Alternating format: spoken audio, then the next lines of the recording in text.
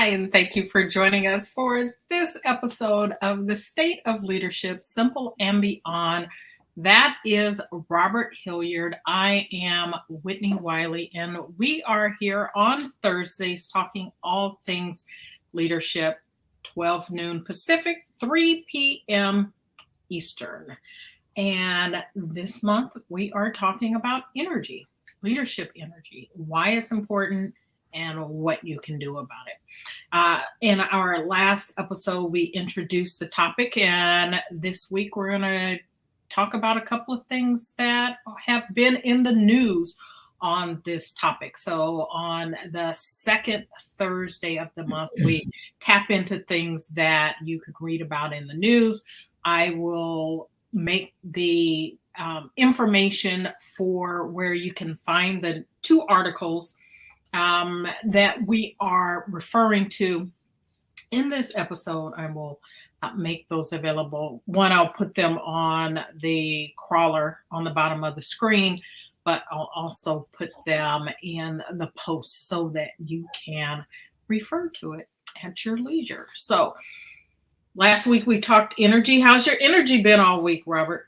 Energy's been pretty good this week. It's been pretty good this week. I've been monitoring it.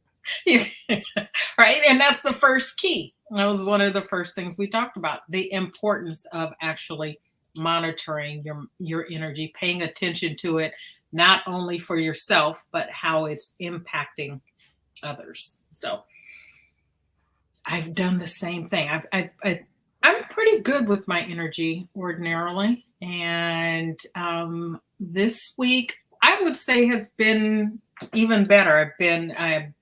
I started recently on a new exercise regime, and the first couple of days you're just sore. Right. Yeah, right? You can't move. I stalked you on Instagram, so I saw that. And so, those first couple of days were touch and go, but now we're into a groove and the muscles feel good. And I'm waking up early again on my own without the alarm clock. So that's how I know that my energy is good, and maybe a little off the charts for some people, but what you gonna do? Yeah, energy is so important, and I love the articles that you shared. I think it's interesting, and the reason why I said I'm monitoring it, because one of the keys that one of the articles said, or it could have been both of them, was gauge your energy. And I think that when we talk about energy, most people think that we need to have high energy, and you don't always have to have. You need to have the appropriate amount of energy. And I'm reminded of a speaker that I'm trying to say it without revealing who it is. A speaker that I was made aware of in a former job, and this person that Tony Robbins. No. Okay. No, I would never disparage. This is not a quiz. This is no. not... I don't think you know this person. And because it's a she. I will give that clue. Okay. But this person always had really high energy, and I remember seeing this person in videos, and I always remember thinking, this person is gesticulating and gesturing like they are in front of a huge audience. And I suppose that person did a lot of work, and for the smaller screen, it just didn't translate well. It looked it's almost like when a stage actor does television and they're doing all these big gestures, because on a stage they would appear this big. Yeah. But when you're in television, the camera is right there, so you don't need to do all of that. And a lot of people don't really think about there's a difference in how you need to use your body in that particular medium. And so the same thing occurs, it happens in leadership. You don't always, excuse me, you don't always have to enter the meeting with high energy. Sometimes it's not appropriate for that. But you don't want to enter the meeting with very low energy. So you need to gauge when the appropriateness for the occasion. I love that, and I think to the degree that we are in the present, right, and that's such a huge part of all of this is being in the moment, being in the present, and reading the room and knowing what's needed, right? The situational part of leadership, knowing what's needed is so crucial. So I was, as I was looking for things and for us to talk about, neither of these particular articles are like yesterday or today, right?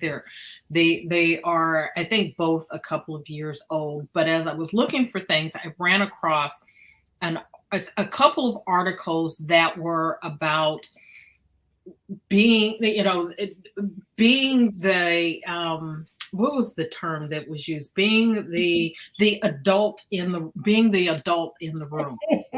And one was about Elon Musk and the hiring of the new CEO, and that she was hired to be the adult in the room, or at least that was the speculation of the person who wrote this article.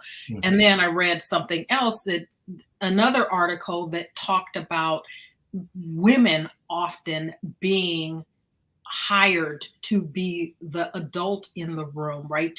To sort of temper, maybe, I don't want to say manic, but temper that energy that comes from men, it seems, in particular, that is not always appropriate and conducive to getting the results that are desired. So they hire women to do this, but knowing that the woman really has been hired in a situation that she's going to be at a disadvantage, right? That you wait until things are so bad that you hire someone else to come in.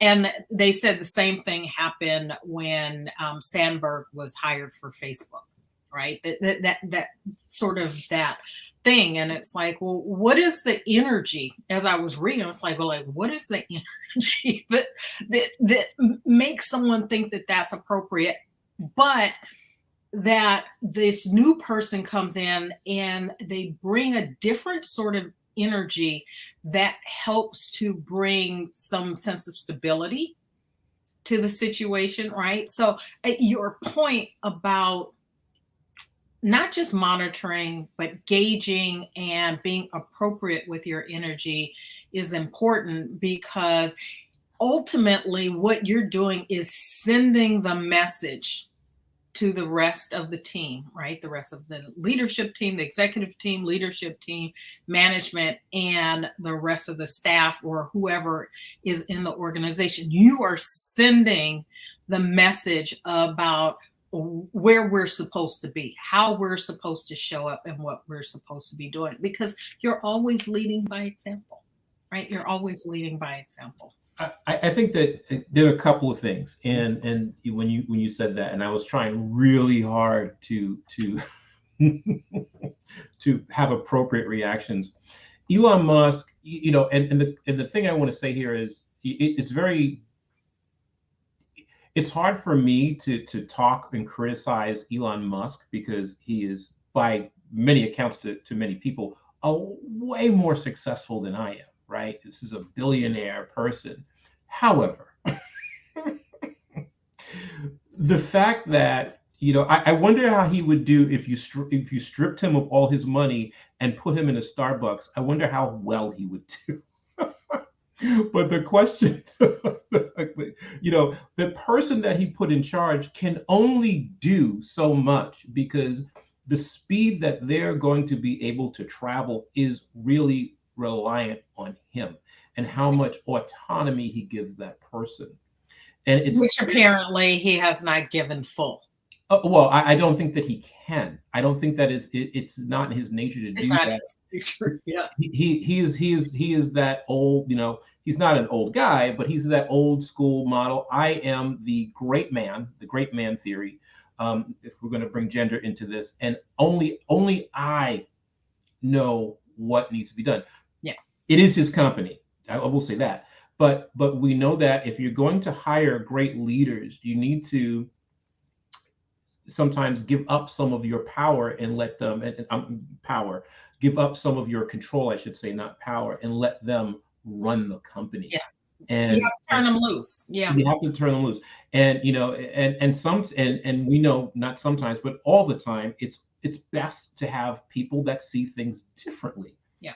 And you have to put guardrails around it. I don't think he wants that. I think he and I don't know, because I don't know the man, and I don't really follow him. He pops up on my, I have a Twitter account. I barely use it for lots of reasons, him being one of them.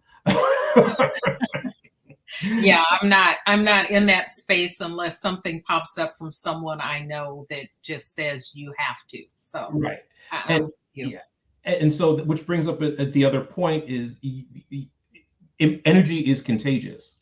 And yes. That was in the article as well. So as the leader, the energy you bring is going to be absorbed and emulated by everybody else on your team. And so if he is this way, and he is very involved and has that strong command and control leadership, whatever they're going to be basically shadows of him or clones of him, however you want to put it. I agree. So let's jump into the two articles. And the first one is Manage Your Energy, Not Your Time. And it is by Better Up. And Better Up is a coaching company. And I believe that the Prince Harry is a part of this particular company, like the chief something officer. he is chief wellness officer or something. He may be. He's attached to some organization. I'm not sure if it's Better Up, but it could be. I feel like it is, and that just came to me. I didn't look it up because that wasn't on my mind when I pulled the article. How about I do that while you're reading the article? You can do that. You can do that. You can correct me in real time. And so this article, Manage Your Energy, Not Your Time, it emphasizes that traditional time management approaches are often overlook the role of energy and our ability to perform things effectively, right? And I will say that one of the things that without knowing, here's the beautiful thing about doing things, and I've got air quotes here, the right way, or doing things in a particular way, is that you find that the successes that you have, that you repeat in different areas of your life, when you go to study something, you'll find out that you were doing the thing and succeeding. It's a universal truth. You didn't even know it was a thing, right? You didn't know certainly the theory behind it, but you know it works because you've been doing it because it works. And so time management and energy management has been something that I have been doing before I started looking into energy as a thing. And so one of the ways that I move through my day is that I recognize I'm a morning person. Right. And this is sort of on the energy side, but for me, this is also an emotional and a spiritual aspect. And we talked about the 4 dimensions of energy last week: spiritual, emotional, physical, and mental. And so when you conduct your affairs in a way that allows you to maximize that, you may have been doing this and not even known that you were doing it, but succeeding in a way that works, as opposed to people who, let's say, are not morning people. And we had this discussion when we started the year off, right? And we read the book, and the first book that we read this year in our book club, The Miracle Morning. Everybody's not a morning person. right? And trying to force people to be morning people doesn't work for some people. And so while the miracle morning, suggests waking up early and, 5 o'clock, I wake up at 5 o'clock. I actually wake up before 5 o'clock to get my day going. I am like, unless I have a nap, I am absolutely no good after maybe 8:30 at night. And because my energy is gone, my energy, whatever reserves I had are gone. Part of it is because I wake up early, but part of it is that's just sort of naturally how my clock runs. And so understanding when you work best, right? Understanding when you work best becomes an important part of this. And so, if I think in the article there was a story of someone that was like, they don't have meetings before 10 o'clock, or they don't start their day before 10 o'clock. And I want to say it was Warren Buffett. You can correct me if I'm wrong. Warren Buffett. And it's like that there are no meetings, that there's no stuff before 10, right?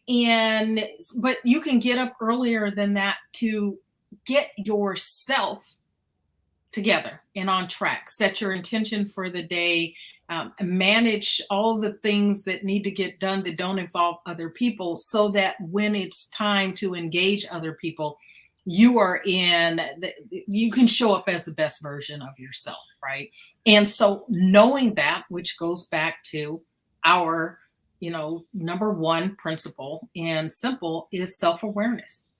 And understanding that and who you are, and when you work well, what's your prime time of the day. As my day goes on, I do less and less things that involve me to have to do a lot of thinking, right? I'm not trying to think. I'm not trying to be. It's a good time for me to return emails, right? It's a good time for me to do busy work, not busy work, but like admin things that just don't require me to have to think very hard. Whereas other people, they're better in the afternoon, right? And so knowing that, so that you can organize your day and your activities, the tasks that you have at times of the day, that to the degree that you can, allows you the ability to maximize how you show up. Yeah, I think knowing how you individually can maximize your energy is key. I, like you, I like to wake up not super early, but I like quiet. That allows me to really get my thoughts in order. I find that I am most creative early in the morning. And I find that I have a lot more focus early in my, after I get over, I wake up kind of like a bear from hibernation, but once I'm there, I am focused 100%. In the evening, so for me, it's kind of like this book-ended situation. In the evening, I'm also good. Oh. Right before bed, like an hour before bed, if it's quiet, I can be very, very focused. And then that kind of tapers off my day. In the middle, there are some times where I'm not as productive. There's a lot of things going, and that has a lot to do with my ability to stay focused. So it's my mental energy, because in the middle of the day, that's when people start hitting me with email and text, because I do work with some people internationally, and so they're just getting up. Yeah. And they're hitting me with stuff. So that's usually, like you said, that's the time to do my admin stuff. I try not to do any heavy research. Then I can't write any, articles or papers at that time, because I just will not be able to stay focused. Because once I realize that one comes in, that one email or text comes in, I get into that, let me see what else is happening mode. And so I just let that happen and don't do any big work in the middle of the day.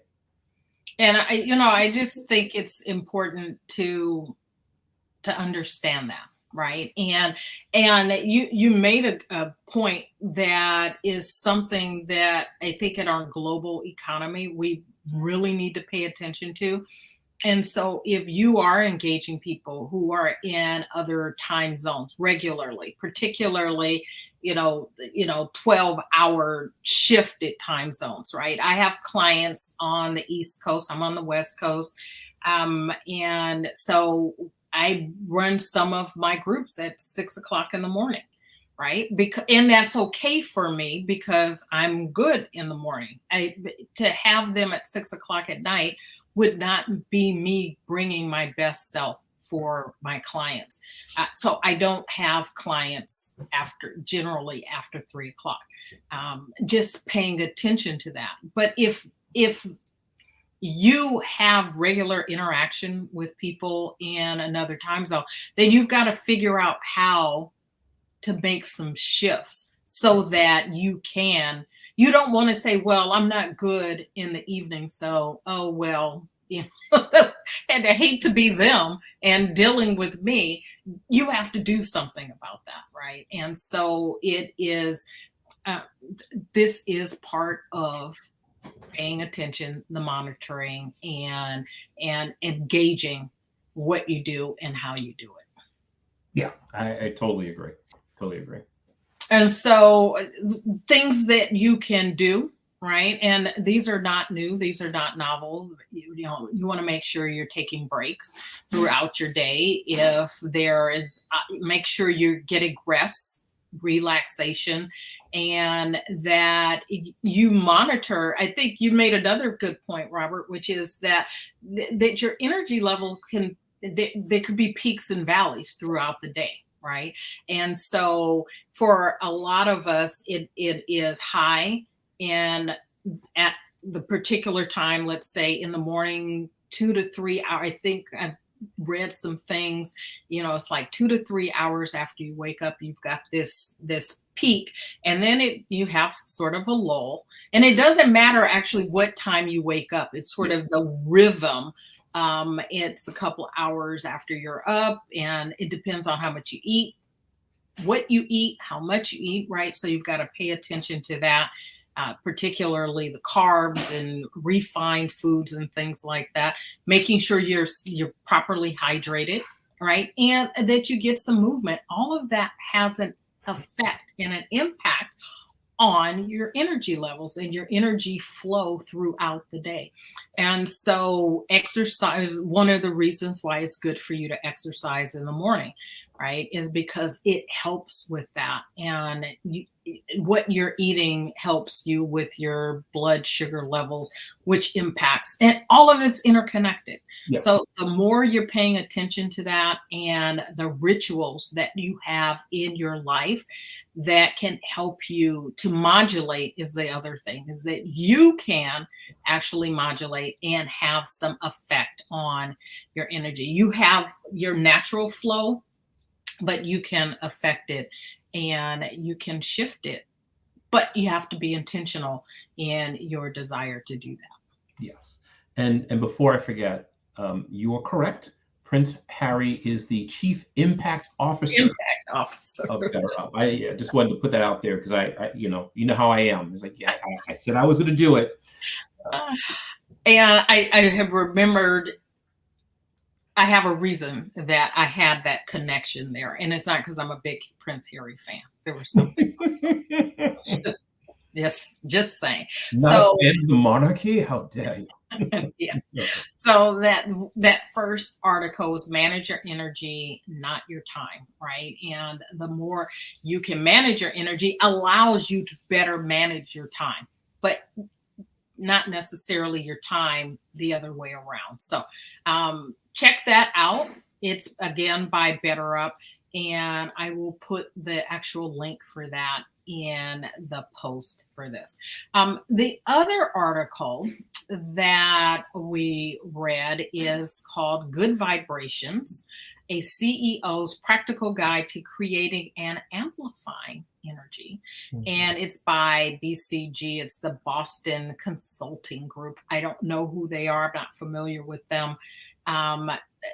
but I found the article, thought it was interesting, and the point of this article was that the significant impact of is significant impact of energy on organizational performance, and how that provides practical guidance for CEOs and leaders to create positive energy, right? That you have the ability to create the positive energy, uh, a positive energy culture, just like you have the ability to create a not so positive energy culture.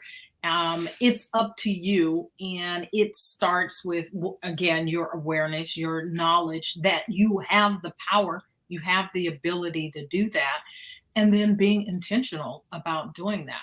And the article also talks about the importance of energy as a strategic asset that can be used to enhance employee engagement, motivation, and overall organizational success. And so, those organizations where you've got employees who are engaged and excited about coming to work, about the work that they're doing, motivated, right? Those are, you can feel that, right? If you've ever gone into a store, or some retail establishment, or maybe a restaurant, right, and paid attention to what's going on with the employees, and you're like, yeah, I'm not thinking I want to stay here.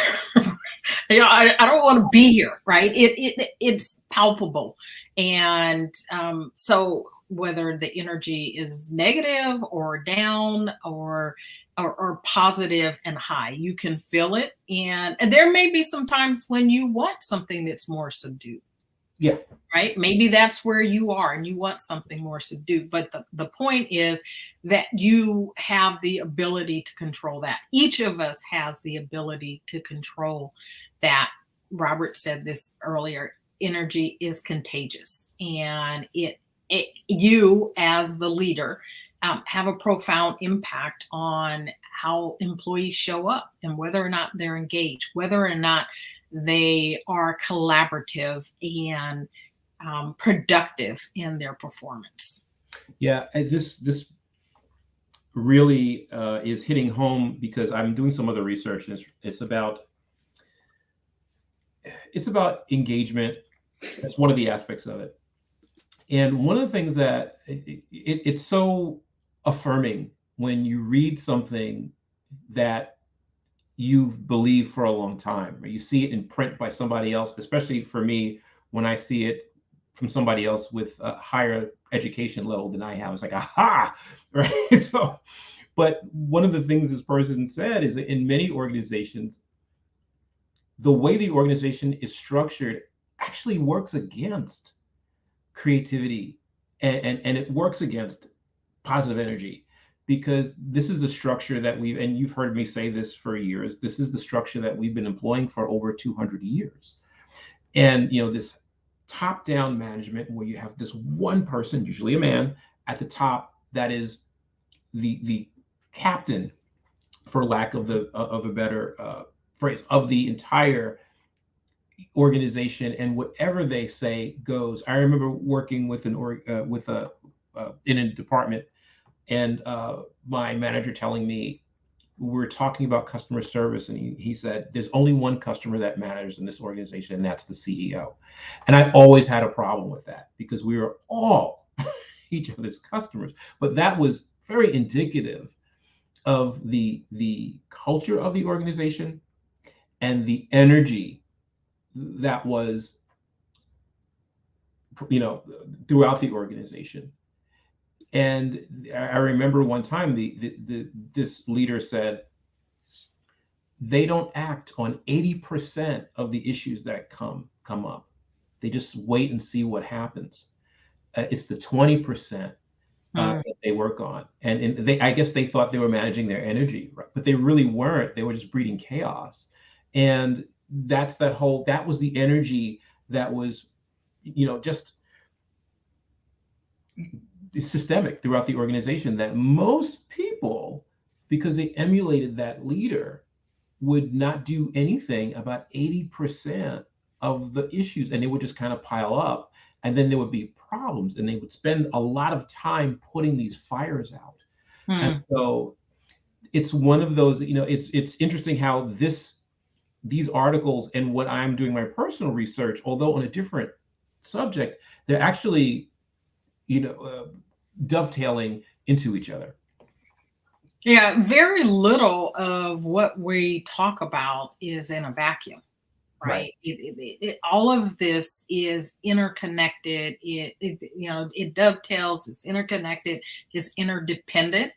And as much as we like to think, sort of rugged individualists and, in America and all of that, it's not true. We are very much affected by and impacted by other people, what they say, what they do, the energy that they bring to the table, and therefore you have that same effect and impact on other people. Now, you can minimize that to a large extent by making some affirmative decisions not to have that be the way, right? You can decide that you're not going to be impacted and then set up systems or, set up ways to sort of block that. I don't know that you can 100%, but the more you are aware and the more intention you have to not be impacted by other people, you can go a long way towards not. But most of us don't, right? Most of us are sort of going through life on autopilot. And we're wondering why, we're being bombarded and we feel the way that we feel. And it's because we're not monitoring what's coming in, and we certainly aren't monitoring what goes out. And so we have to be more cognizant of that, so that we are actually creating the cultures that we want. And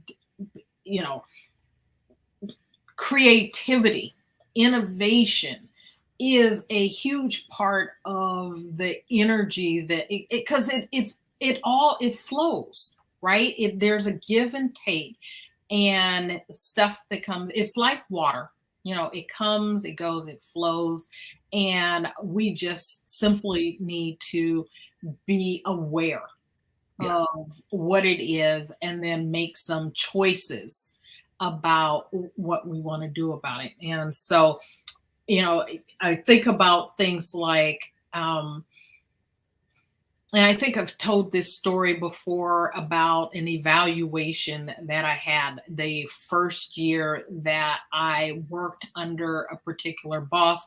I'd been in this organization for some period of time. I got a new promotion, a promotion, another position within the organization. The intent had been to backfill the position that I originally had. That never happened for a number of reasons. And so I ended up at some point with two bosses, two jobs, two bosses. And so two evaluations. One evaluation where, I was off the charts, in the positive. Everything I did, I could do no wrong, basically, right? Everything I did was, high level and all of that. And the other evaluation, it was sort of, at least in my mind, I felt like it was mediocre. Right. The evaluation of me in that role was mediocre. I did not believe that I delivered a mediocre product. I didn't do mediocre work, but that's what I got. And when we sat down to discuss the evaluation, it came from a place of, and I think I've shared this. It started with, I don't like doing these.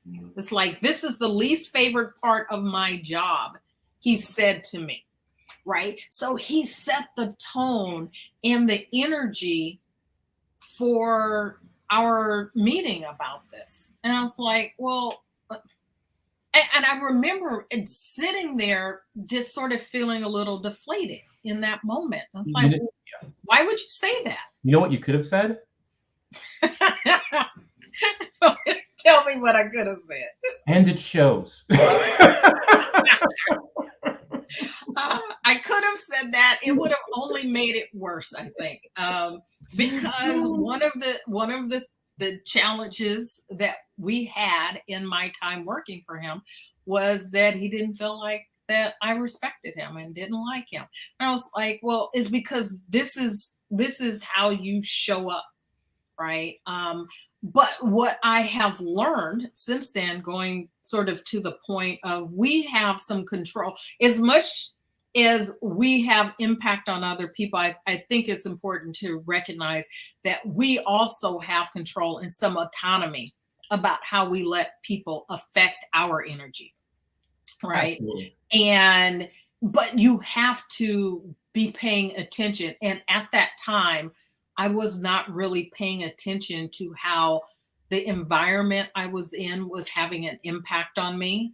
And it went a long way towards my feelings. And you know my feelings, Robert, right?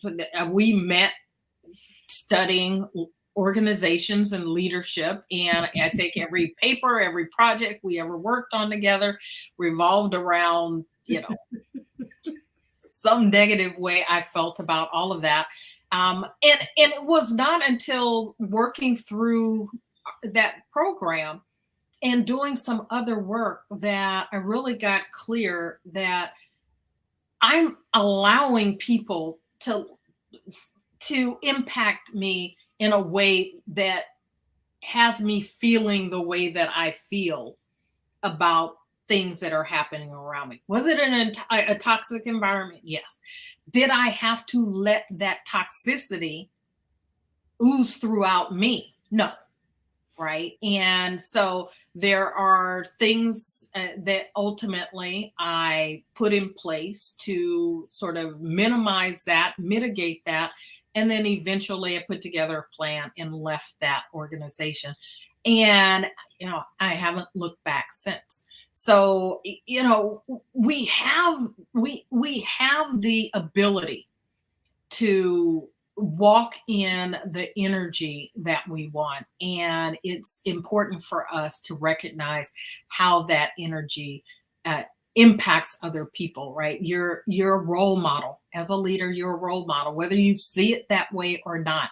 And so taking the time to create rituals and routines that help to keep you on a personal level in an energetic, a positively and a high energy state.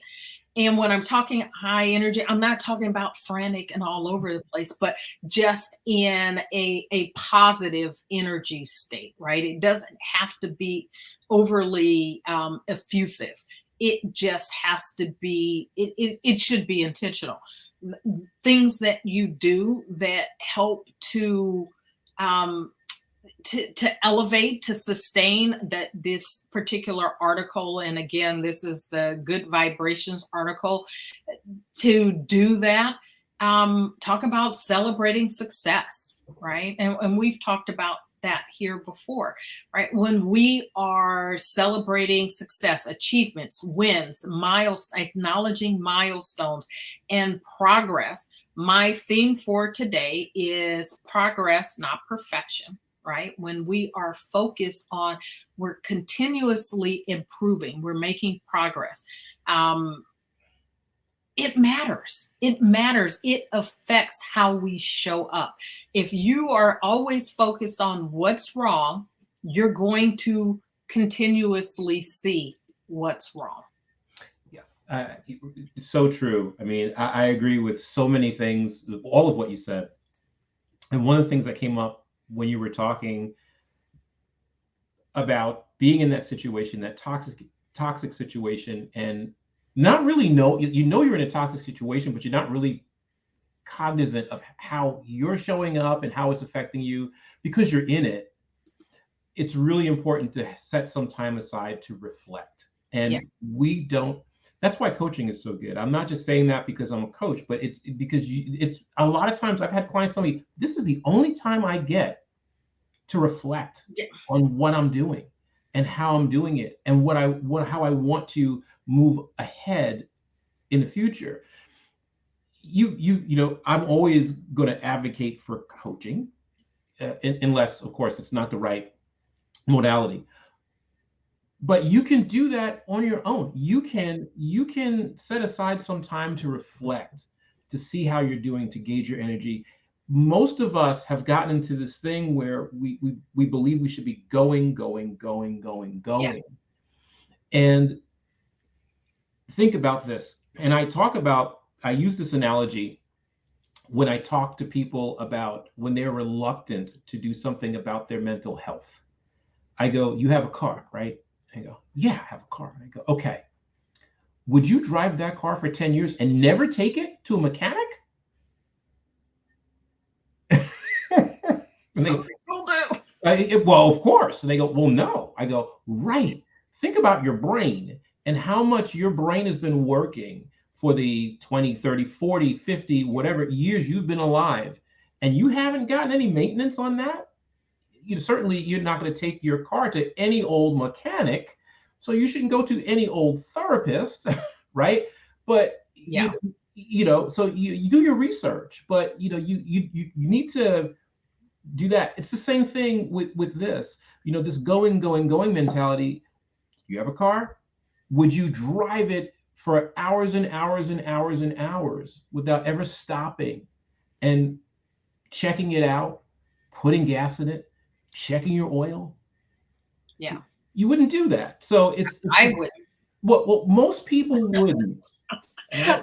Especially when we get a new car, we're like, it's my baby. I know, right? It's my baby. That light's coming on, I'm taking it right back to the shop if I know what's going on. But we have this mentality when it comes to ourselves, and this is part of that rugged individualism, that I don't need anybody to help me. Yeah. And it's not even about that. It's about maintaining and doing what you need to be whole and healthy. Absolutely. I want to share, we got a couple of comments. Just want to share this one. I didn't want to interrupt you while you were talking, but it goes back to the comment about environments and, understanding how environments affect us is really important. And you just mentioned again, right? A lot of times in the middle of being in a toxic environment, we don't recognize it's toxic. This reminds me, you and I did a webinar a couple of years ago, and you actually wrote this ebook, right? And then there was the story of the frog in the water, and I think people have heard this before, right? If you put, and whether or not this is true or not, I don't know. There's people who say it's not true. But if you put a frog or crab or whatever in a pot of water and you bring it to a boil, right? It's not the same thing as taking one and tossing it into a boiling pot of water where they'll jump back out. And so this thing where we're in a toxic environment, that and a lot of times, right, we come in to an organization and we're sort of in a bubble or a cocoon. We're brand new and honeymoon phase, and it's rose-colored glasses, and we're not seeing any of this, because if you've been paying attention, you would have noticed in the process of getting hired. I'm just going to say that, right? If you pay attention, and a lot of times we're so focused on wanting to get the job that we don't pay attention to the red flags that are very apparent in that process. And so then you get in, you're in your little bubble and everything is fine. And then something happens and your eyes are open. And you start to realize, oh, this is a toxic environment, right? And then now you're in too deep and you can't just walk away. As opposed to if you knew, really knew, at the point at which, well, if you really knew, why would you go in, but that's a whole nother story for another time. But it's toxic. And a lot of times the point is you don't recognize it while you're in it.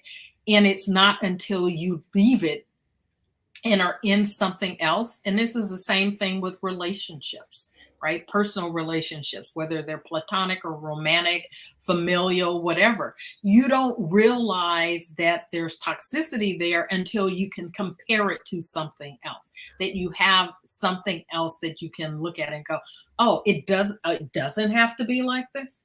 It's like, no, it doesn't have to be like that. Well, yeah, cultures can blind you if you're raised in that culture, in an organization or in a family or in a relationship, and that's all you know. You may not know that it's toxic until, like you say, oh wow, people actually talk to each other with respect when they're arguing. How is that possible?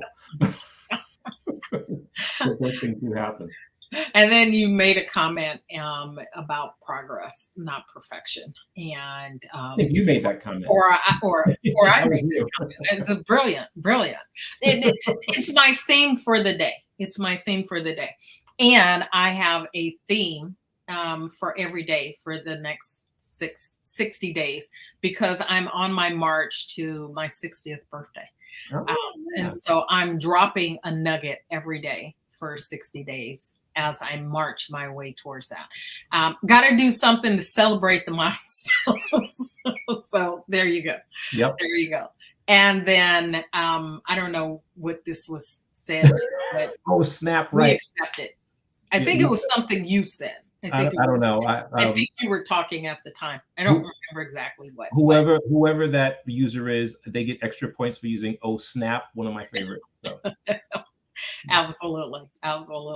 So, again, I will put the link to the 2 articles. Again, it's important to pay attention to your energy, to the energy that you're putting out, just as it's important to pay attention to the energy of the environments that you're in, because those environments have an impact on you.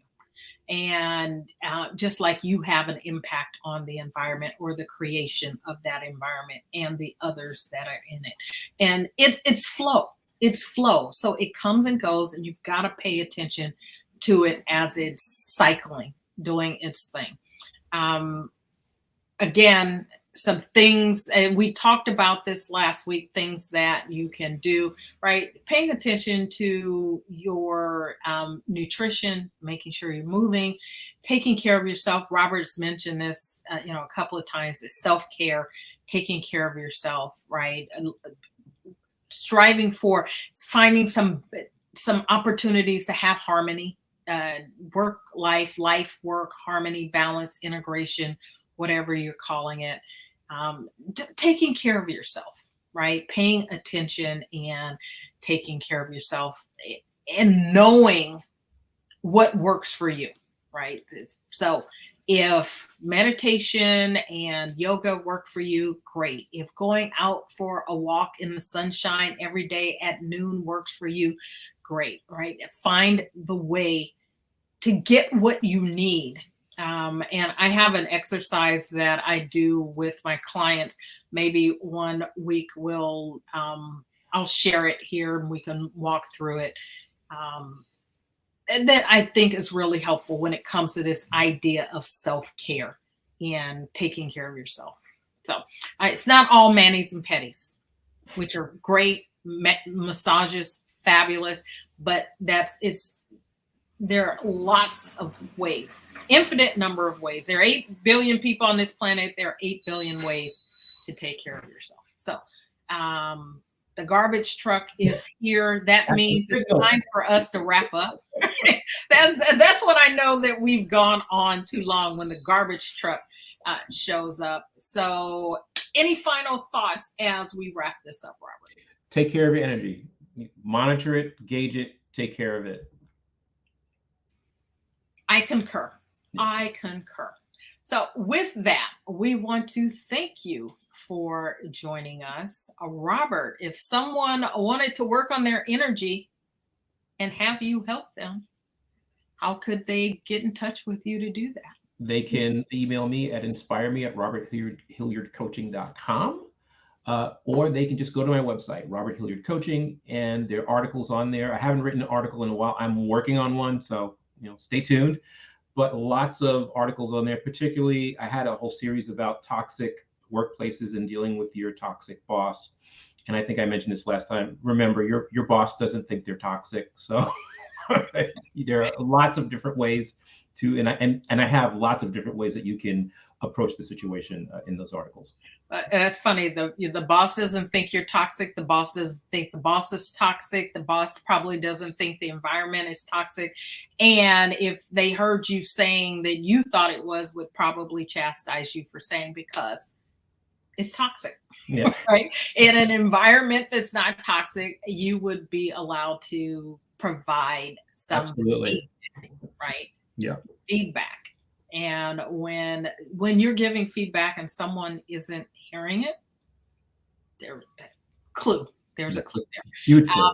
If there's anything I can do to be of assistance, please reach out at shiftingintoaction.now.site, shiftingintoaction.now.site.